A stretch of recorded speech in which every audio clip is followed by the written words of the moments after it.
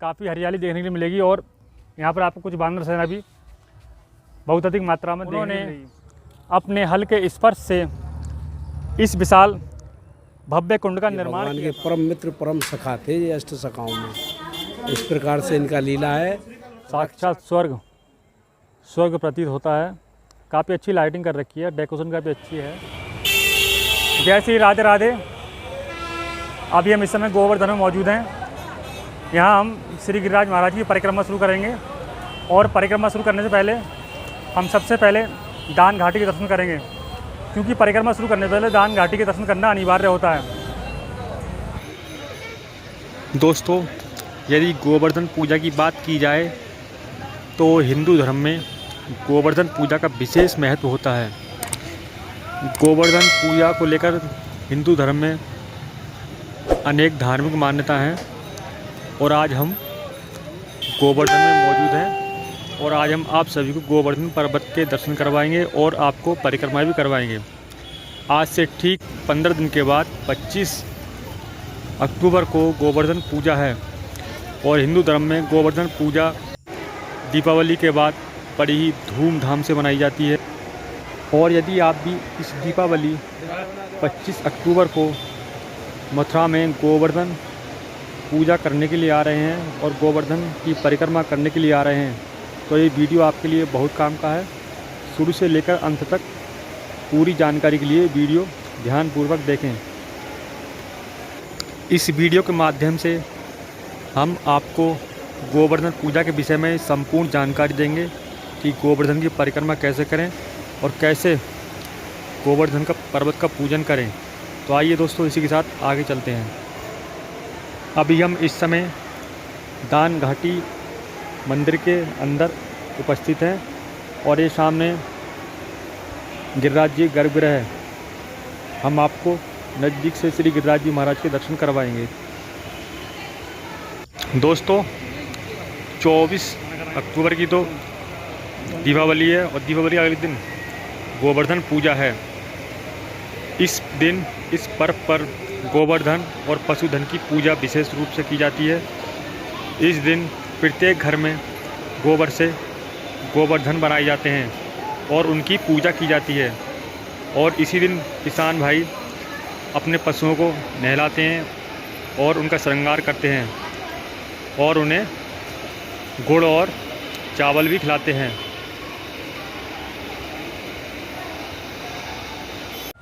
चलिए, हमने अब श्री गिरिराज महाराज जी के दर्शन कर लिए हैं। अब हम अपनी परिक्रमा प्रारंभ करेंगे। ये परिक्रमा यहीं से प्रारंभ होती है और परिक्रमा करने से पहले हमें दान घाटी के दर्शन करने होते हैं। ये परिक्रमा बड़ी परिक्रमा है। ये 7 कोस की परिक्रमा यानी कि कुल मिलाकर 21 किलोमीटर की परिक्रमा है।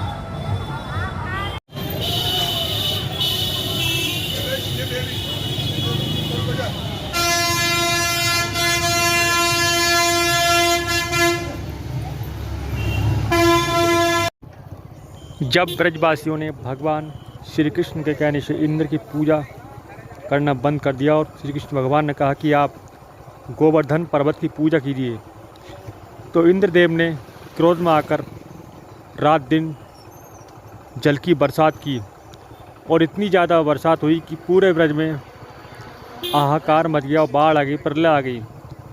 तो तब भगवान श्री कृष्ण ने ब्रजवासियों को जल के प्रकोप से और इंद्र के प्रकोप से बचाने के लिए गोवर्धन पर्वत को एक उंगली से, यानी कि जो कनकी उंगली है, उससे अपने हाथ पर उठा लिया और संपूर्ण ब्रजवासियों को उसके अंदर छिपा लिया।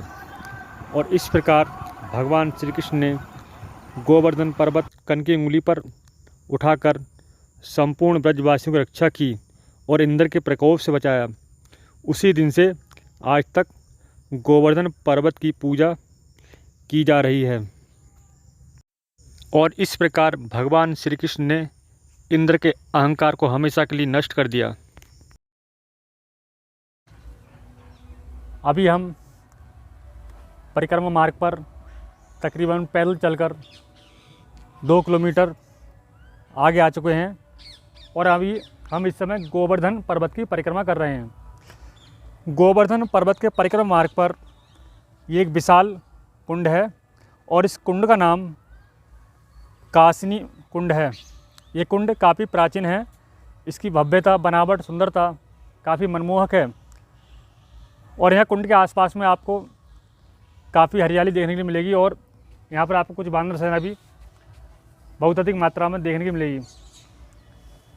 और यहाँ जब आप आएँ तो यहाँ आपको ये जो बानर सेना है इससे काफ़ी सावधान और सतर्क रहने की आवश्यकता है, क्योंकि पता नहीं कब किस समय आपका सामान लेकर भाग जाएं। और अभी हम श्री गोवर्धन पर्वत की आज पैदल परिक्रमा करते हुए परिक्रमा मार्ग पर आगे बढ़ रहे हैं। यहाँ हमें एक चीज़ काफ़ी कॉमन देखने को मिली, ये कच्चा परिक्रमा मार्ग है और ये आप देख रहे हैं रोड, ये पक्की रोड है। श्रद्धालु पक्की सड़क पर चलने की बजाय कच्चे रास्ते में चलना काफ़ी अच्छा पसंद एवं महसूस कर रहे हैं, क्योंकि कच्ची मिट्टी में नंगे पैर चलने में कोई दिक्कत नहीं होती है, काफ़ी आरामदायक फील होता है। ये पूरी 21 किलोमीटर की परिक्रमा है। यहाँ आपको रोड के साथ साथ कच्चा परिक्रमा मार्ग भी साथ में बनाया गया है ताकि श्रद्धालुओं को कोई दिक्कत परेशानी ना हो।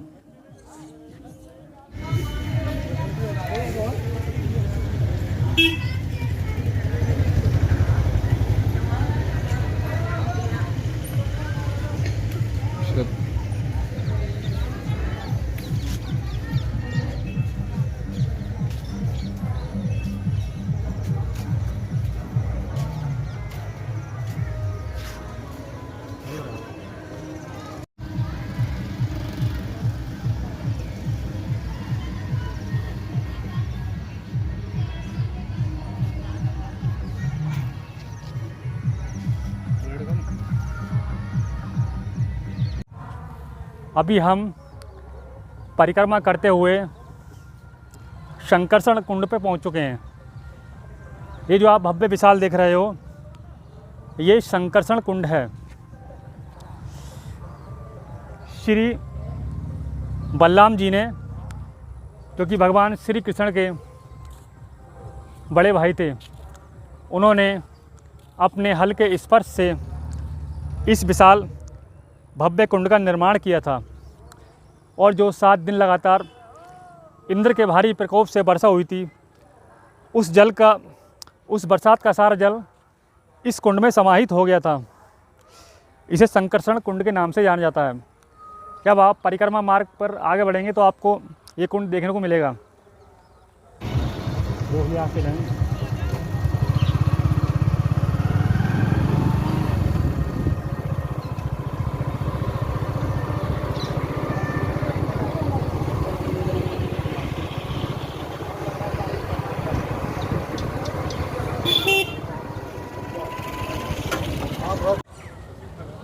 अब हम पहुंच चुके हैं श्री मंदिर पूंछरी कालोटा।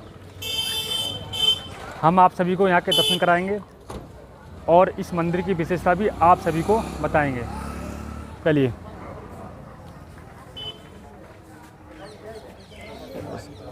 जानकारी दे दे।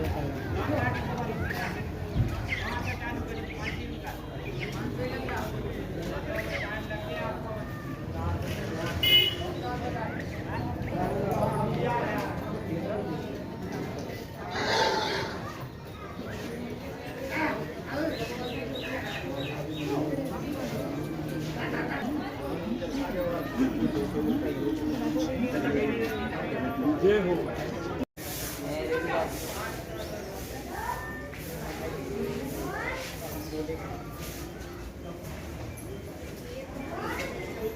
जय जय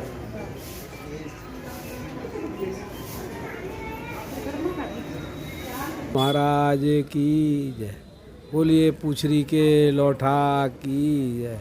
ये बेटा कृष्ण के सखाएं पूछरी के लौठा, ये परिक्रमा की साक्षी हाजिरी लेते हैं। इन्हीं का दर्शन से गिरिराज जी की परिक्रमा मानी जाती है। ये भगवान के अष्ट सखाओं में है। इनका नाम है मधुमंगल। मधुमंगल थे जो भगवान के सखा।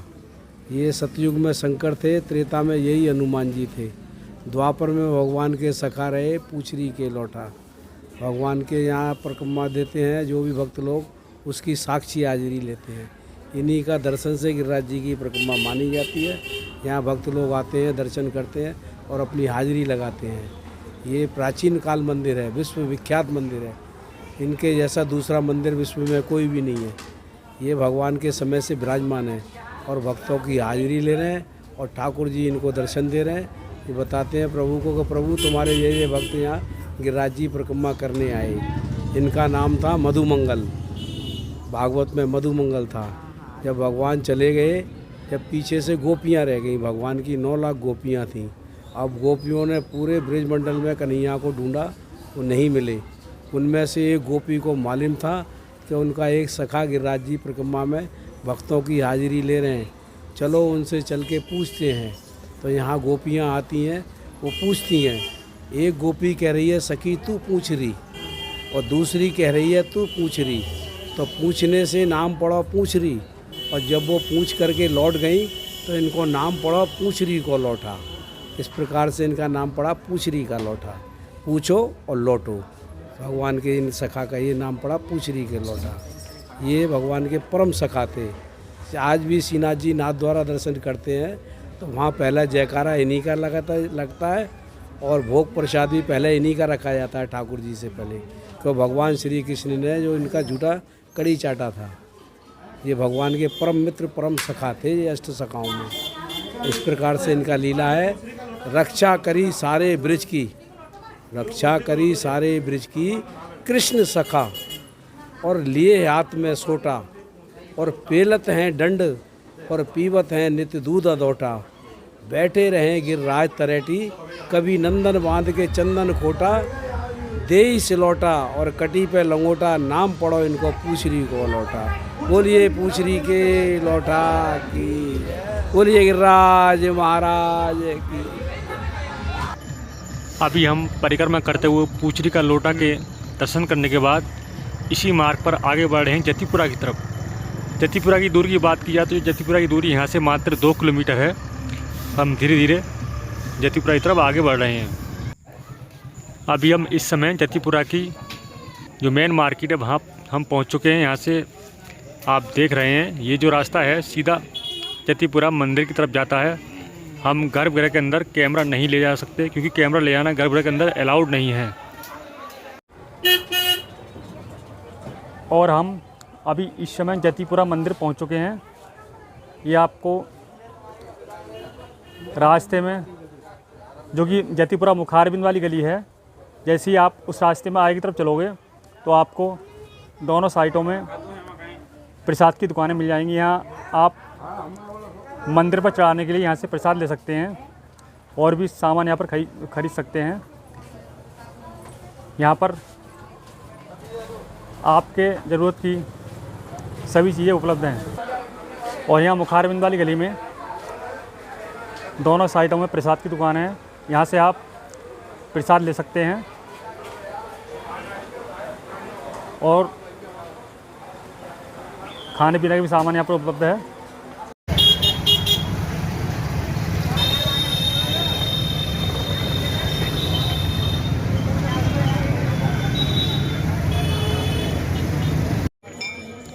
अभी हम परिक्रमा करते हुए राधा कुंड पर पहुंच चुके हैं। शाम का समय है और इस समय राधा कुंड पर संध्या आरती हो रही है।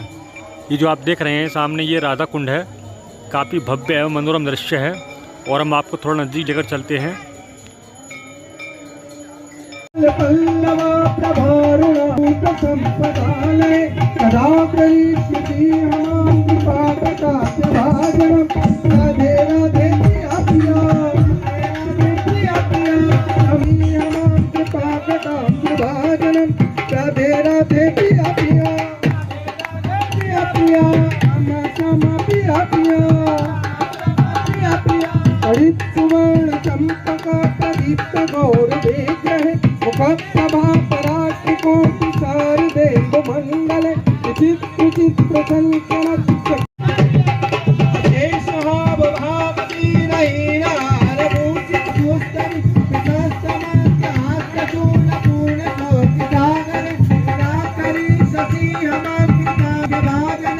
राधे राधे रमा रमा भी।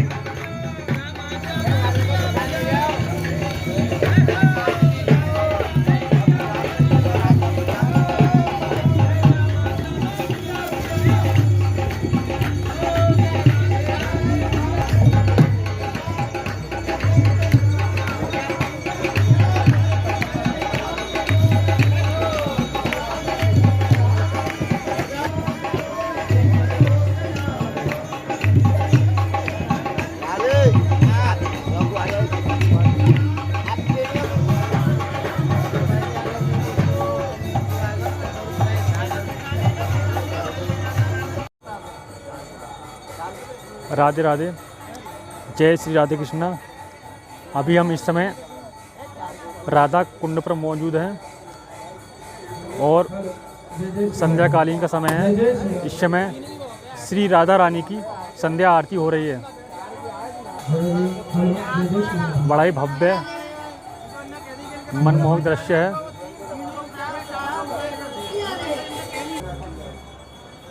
और ये राधा रानी जी का दरबार है। विग्रह स्वरूप श्री मुख्य प्राचीन मंदिर, गिरिराज मुखारविंद, राधा कुंड, श्याम कुंड, संगम। यहाँ श्री गिरिराज जी महाराज राधा कुंड, श्याम कुंड में गर्भगृह में मौजूद हैं। काफ़ी मनमोहक दृश्य है। श्री गिरिराज जी महाराज जी के दरबार को काफ़ी अच्छी तरह सजाया गया है। यह दरबार में रंग बिरंगे बैलून लगाए गए हैं। काफ़ी मनमोहक दृश्य है। और अभी समय यहाँ पर भजन कीर्तन हो रहा है और संध्या आरती भी हो रही है। संध्याकालीन दृश्य काफ़ी मनमोहक है।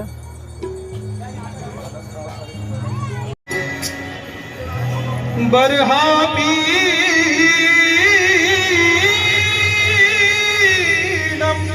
नटवर बपु कर्णियो कर्णियो। और अभी हम इस समय कुसुम सरोवर पर मौजूद हैं और ये रात्रि का दृश्य है। काफ़ी अच्छी लाइटिंग है। बड़ा ही सुंदर व्यू है। थोड़ा और नज़दीक जाने पर काफ़ी अच्छा दिखाई देता है। ये इस समय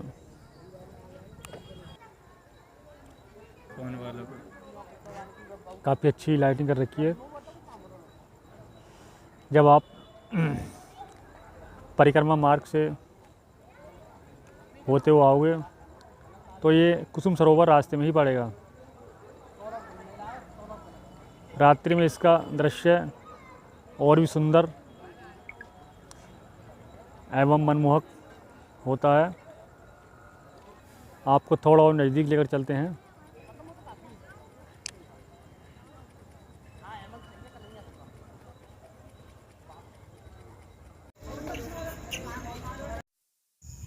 गोवर्धन का कुसुम सरोवर ऐसी जगह है जहाँ पर राधा कृष्ण मिलने आया करते थे। यहीं पर भगवान श्री कृष्ण और राधा छुप छुप कर मिला करते थे और राधा और सारी सखियाँ गोवर्धन में कुसुम सरोवर से ही भगवान श्री कृष्ण के लिए पुष्प चुनने के लिए आया करती थीं। यदि इस सरोवर की बात की जाए तो इस सरोवर के चारों तरफ सैकड़ों सीढ़ियाँ बनी हुई हैं। रात्रि में इसका दृश्य काफ़ी मनमोहक एवं शानदार दिखाई देता है। यदि इस कुंड की बात की जाए तो ये कुंड 1675 ईस्वी से पहले एक कच्चा कुंड हुआ करता था। इसे ओरछा के राजा वीर सिंह ने पक्का कराया। उसके बाद राजा सूरजमल ने अपनी रानी किशोरी की याद में इसे बाग बगीचे में बदल दिया। राजा सूरजमल ने इसके चारों तरफ बाग बगीचे का निर्माण करके इसे और अधिक सुंदर एवं मनोरम स्थल बना दिया। इसके बाद राजा जवाहर सिंह ने इसे अपने माता पिता के स्मारक का रूप दे दिया। इसके मुख्य भाग की बात की जाए तो इसका मुख्य भाग 57 फीट वर्गाकार का है और राजा के स्मारक के दोनों तरफ दो छोटी छोटी छतरियां हैं, जिन्हें उनकी दोनों रानियों हंसिया और किशोरी के नाम से जाना जाता है। यह स्मारक 460 फीट लंबे एक चबूतरे पर बना हुआ है, बहुत ही भव्य दिखाई देता है। इसकी अगर दीवार की बात की जाए तो इसकी दीवार के दोनों सिरे एक पर्दे के समान प्रतीत होते हैं। अलग अलग रूपरेखा की 2 मंजिली 9 छतरियाँ इसके अग्रभाग में उभार प्रदर्शन को निर्मित की गई हैं, जो कि इसकी सुंदरता में 4 चांद लगा देती हैं। यह स्मारक जल के भीतर तक 60 फीट अंदर तक बना हुआ है और काफ़ी सूझबूझ के साथ इसका निर्माण किया गया है। इस स्मारक के ठीक उत्तर में जवाहर सिंह की छतरी बनाने की पेशकश की गई थी, लेकिन दुर्भाग्यवश उसी समय मुस्लिमों का आक्रमण हो गया था, जिसे देखते हुए जवाहर सिंह की छतरी बनाने का कार्य उसी समय रोक दिया गया था और उसी टाइम से इसका जो उत्तरी भाग है वो अभी तक छतरीग्रस्त है। आप यहाँ एक बार पधारें और इसकी सुंदरता को अपनी आँखों से निहारें। बहुत ही सुंदर स्थल है। जय श्री राधे राधे, जय श्री कृष्णा। दोस्तों, अभी हम इस समय कुसुम सरोवर पर मौजूद हैं और ये रात्रि का बहुत ही सुंदर दृश्य है, एकदम मनमोहक नज़ारा। काफ़ी सुंदर इमारत है। ये देखिए, जल के अंदर कितना सुंदर प्रतिबिंब प्रतीत हो रहा है, जैसे किसी ने जल के अंदर कोई प्रतिबिंब लगा रखा हो। ये जल के अंदर एकदम सुंदर आकृति बनकर प्रतीत हो रही है कि साक्षात स्वर्ग पृथ्वी पर उतर आया है। और ये आप देख रहे हैं, ऐसा लग रहा है किसी ने इन छतरियों को सोने से जड़ दिया हो। दोस्तों, कभी आप गोवर्धन परिक्रमा पर आएँ तो कृपया करके कुसुम सरोवर का रात्रि में दीदार करें। बहुत ही सुंदर नज़ारा है और ऐसी सुंदरता आपको रात्रि में ही देखने को मिल सकती है। ये कुसुम सरोवर देख रहे हैं मेरे साइड में। ये सामने रोड चल रही है। ऑन द रोड भी आप डायरेक्ट अपने वाहन से सीधे कुसुम सरोवर आ सकते हैं।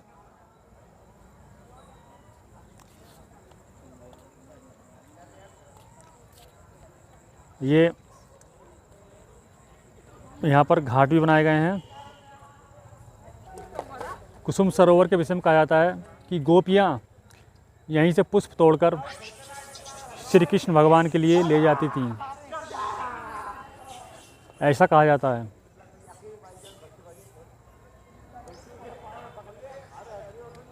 साक्षात स्वर्ग प्रतीत होता है। काफ़ी अच्छी लाइटिंग कर रखी है, डेकोरेशन काफ़ी अच्छी है,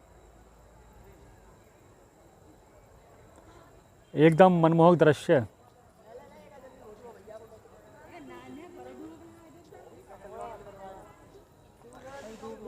ये जल के अंदर कितनी सुंदर आकृति प्रतीत हो रही है।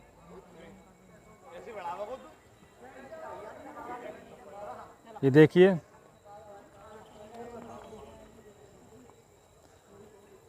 बहुत ही सुंदर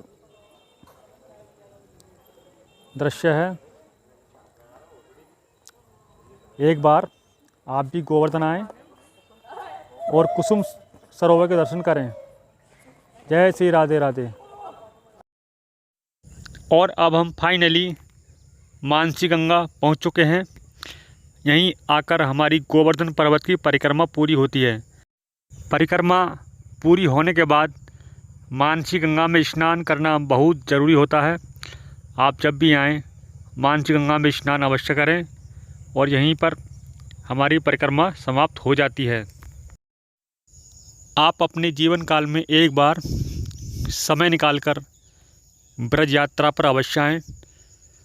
मन को तन को बड़ी ही शांति मिलती है, बड़ा ही सुकून मिलता है। जो यहाँ आता है वो यहाँ का होकर रह जाता है, यहाँ से जाने की इच्छा ही नहीं करती। आप भी आएँ और यहाँ की सुंदरता को अपनी आंखों से निहारें। यहाँ की रज रज में भगवान श्री कृष्ण का वास है। यदि इस वीडियो के माध्यम से दी गई जानकारी आपको सही लगी है तो कमेंट बॉक्स में अपनी राय अवश्य दें और हमारे चैनल को सब्सक्राइब अवश्य कर लें और साइड में आ रहे बेल आइकन का बटन जरूर दबाएं ताकि समय समय पर आ रहे नोटिफिकेशन आपको मिलते रहें।